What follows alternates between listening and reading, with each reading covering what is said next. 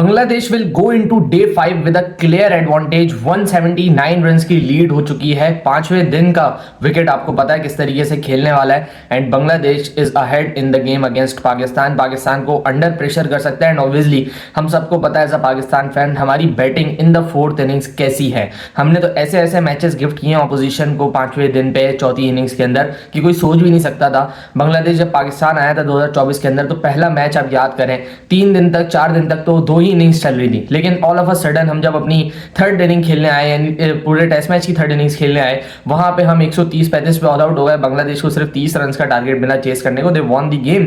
सो पाकिस्तान से कोई बईद नहीं है इन द फोर्थ इनिंग्स। हमारे पास वो कैपेबिलिटी अभी तक मौजूद नहीं है जो कि फोर्थ इनिंग्स के अंदर डोमिनेट करे कोई भी बैटर।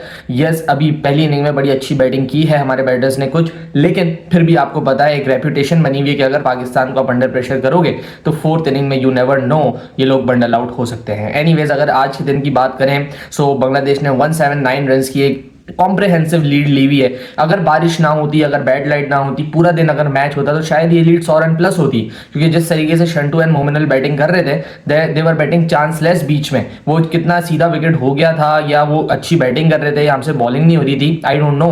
लेकिन अगर हम पूरे दिन को एनालाइज करें तो सुबह के टाइम पे पहले 1 घंटे में पाकिस्तान ने शुरुआत तो बड़ी जबरदस्त की। जब अब्बास ने आउट किया, हसन अली ने एक आउट कर दिया, थोड़ा सा वेरिएबल बाउंस हमें विकेट के ऊपर दिखा, लेकिन सीम मूवमेंट या कोई स्विंग वो सब हमें नहीं दिखा। ऑल्दो थोड़ा सा ऊपर नीचे बॉल जरूर रह रहा था। जो आपने हसन अली ने आउट किया उनके ओपनर को, शादमान को, वो बॉल थोड़ा सा ऊपर उठा। फिर 1-2 अपीलें हुई एलबीडब्ल्यू की जिसमें मोमिनल के पैड पे बॉल लगा, वो थोड़ा नीचे रहा बॉल। सो बॉल एंड अभी भी विकेट के अंदर वेरिएबल बाउंस मौजूद है। चौथा पांचवा दिन वेरिएबल बाउंस ये तो होता ही होता है। ऑब्वियसली आपको पता है कि इतने दिन की जब क्रिकेट हो जाए ऐसी विकेटों के ऊपर तो वहां पे ऐसी चीजें होने लग जाती हैं, बॉल नीचे रहने लग जाता है। सो पहला घंटा पाकिस्तान ने बड़ी शानदार बॉलिंग की। शाहीन शाह अफरीदी भी यस आउट नहीं कर पाए but still he was bowling well, एक अच्छे चैनल में बॉलिंग कर रहा था। यस शॉट था वो पेस के ऊपर 130 132 ये ही करे जा रहे थे बट स्टिल वो जो चैनल उन्होंने पकड़ा हुआ था वहां पे वो थ्रेटन कर रहे थे बैटर्स को, जो कि एक अच्छी निशानी है टेस्ट मैच के अंदर कि भाई आप एटलीस्ट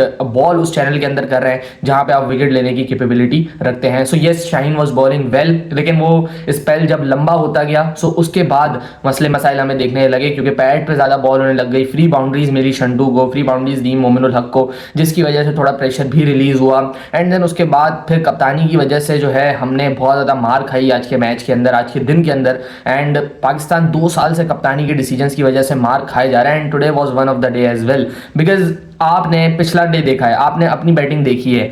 मेहदी हसन मिराज 5 आउट कर जाता है। फिर आज के दिन जब आप आते हो तो सलमान अली आगा को आप बॉल देते हो, वहां पे सलमान अली आगा चांस क्रिएट करता है, रिजवान कैच छोड़ देता है। एक तो हमारे एक रिवायत है हमारी कि हमने कैच छोड़ना ही छोड़ना है। कोई भी एक पार्टनरशिप लग रही है हमने एक इजी सा कैच छोड़ना है, बोलते हैं आओ आओ बैल मुझे मारो। सो वो फिर मारता ही है हमें एंड वो पार्टनरशिप कॉस्ट करेगी आपको, बहुत लंबा कॉस्ट करेगी वो मैच। अगर तो कल पाकिस्तान हारा ना तो जो 60 रन पे एक कैच छोड़ा रिजवान से वो बहुत बड़ा एक टर्निंग पॉइंट होगा in the game. Anyways back to the topic आते हैं। सलमान को आपने बॉल दिया, बॉल ग्रिप कर रहा था सरफेस के अंदर, बॉल ने स्पिन किया, मुश्किल हो रही थी मोमिनुल हक को बैटिंग करते हुए, लेकिन नुमान अली को बॉल ही नहीं दिया गया। इतना सब कुछ हो गया, विकेट ने इतना रिस्पांस करना शुरू किया स्पिनर्स को, लेकिन नुमान अली को बॉल दिया गया 36th ओवर में। उसका क्या वो क्या करे नुमान अली, अगर उसको बॉल नहीं देंगे आप एक ऐसी विकेट के ऊपर जो कि हेल्पफुल हो सकती है फॉर दी स्पिनर्स, आपने उनको अगर बॉल नहीं दिया तो फिर अब क्या, किसको ब्लेम किसको करें हम लोग, क्योंकि एक हैंड से आपने लगा के रखा अपने फास्ट बॉलर्स को, अब्बास करते रहे, फिर कभी हसन को ले आए, कभी शाहीन को ले आए, इट वाजंट वर्किंग। लेकिन सलमान अली आगा को जब आपने बॉल दिया उसने 5 ओवर्स के अंदर चांसेस भी क्रिएट किए, उसने एजेस भी निकलवाए। सो आपको पता था कि विकेट के अंदर for spinners there was something and आपने नुमान को जब बॉल दिया पहले ओवर में ही गॉट अ चांस। वो तो अब्दुल्ला फजल ने कैच छोड़ दिया। अब्दुल्ला फजल की मुझे बात करनी पड़ेगी, he is not a good fielder. और ये बात मैं सिर्फ आज के बारे में नहीं कर रहा हूँ, पीएसएल के अंदर भी हमने देखी नहीं 1-2 चीजें मिसहैप्स हुए थे फील्डिंग में अब्दुल्ला फजल से। उसके अलावा आज एक कैच छोटा, फिर पहली इनिंग में एक स्लिप पे कैच छोटा था, पहली इनिंग में 2 से 3 मिसफील्ड्स भी हुई थी। आज इवन एक हाफ चांस बना मुशफिकुर रहीम का डे एंड के ऊपर जब वो ऊपर से शॉट मार रहे थे, that could have been a catch as well. लेकिन ये सारी चीजें बहुत ज्यादा इंप्रूव करने की जरूरत है अब्दुल्ला को। अगर आप अच्छे फील्डर नहीं है देन इवेंचुअली वो जो फील्डिंग का प्रेशर है ना, अगर आप एक क्रूशल कैच छोड़ देंगे वो आपकी बैटिंग के ऊपर भी लाजमी जाना शुरू हो जाता है फिर। सो फील्डिंग इंप्रूव करने की जरूरत है। कैच छोड़ा, बड़ा इंपॉर्टेंट कैच छोड़ा, वो भी अगेन मोमिनुल हक का कैच था। 60 रन पे एक कैच छूटा, फिर 109 रन तकरीबन थे बांग्लादेश के, तब के एक कैच छोड़ दिया वहां पे।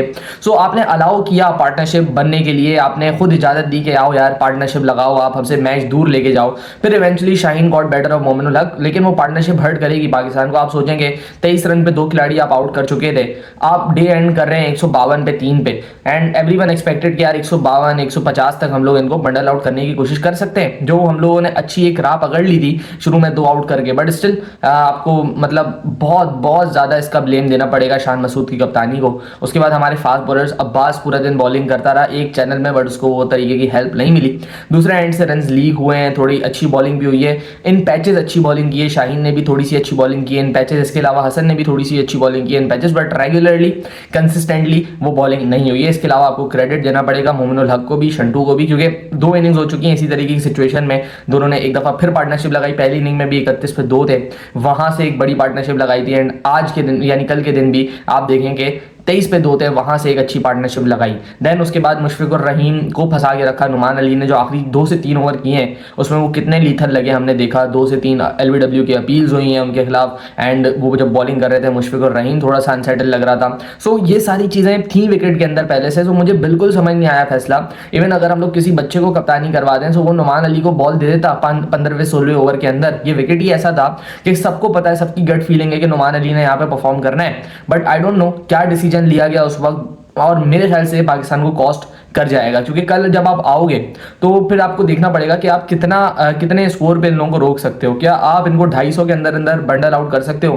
क्या आपकी बॉलिंग लाइन में इतनी कैपेबिलिटी है कि 60-70 रन पे 7 खिलाड़ियों को आउट करें बांग्लादेश के, एक मिनी कोलैप्स करवाएं इनका, देन अपने आप को चांस दें? क्योंकि मेरे ख्याल से तो कल Bangladesh will try to attack earlier on, वो जितना मैक्सिमाइज कर सके ना लंच तक, वो उतना करने की कोशिश करेंगे, एंड देन 60 ओवर तक वो अपने आप को चांस देंगे कि 60 ओवर हम लोग किसी तरीके से पाकिस्तान को बैटिंग करवाएं।